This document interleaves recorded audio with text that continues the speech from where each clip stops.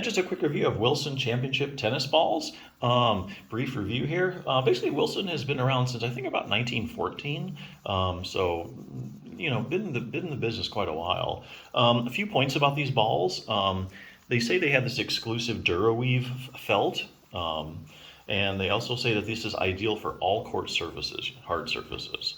And they are USTA and ITF certified, so you don't have to worry about that. And they do come in a resealable can, which is good for storage.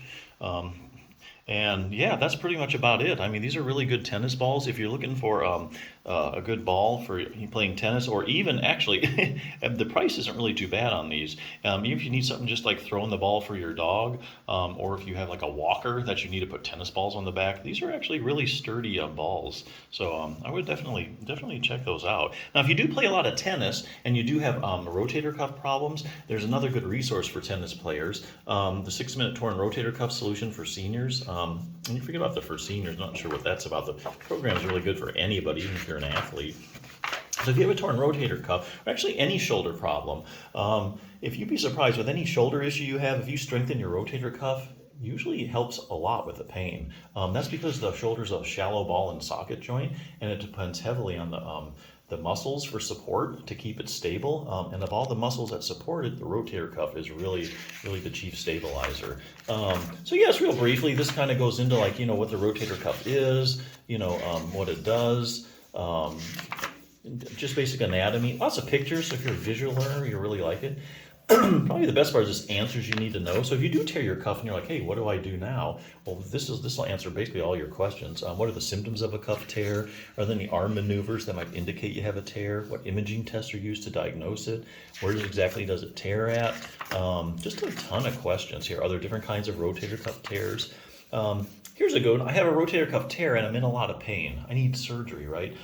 Well, not necessarily. So to answer that question, this is a very evidence-based book. Well, it basically bases everything on studies, and these boxes are studies, all in medical terms. Layman's terms, so there's not a lot of medical jargon. So they look at studies where they take, say, 100 people with a rotator cuff tear. They measure the size of the tear, and then they see how much pain they're in, and they run like a visual analog scale.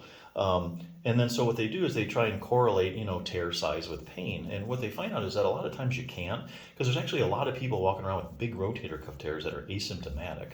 In other words, it's entirely possible. And there's plenty of people walking around with rotator cuff tears that have no pain.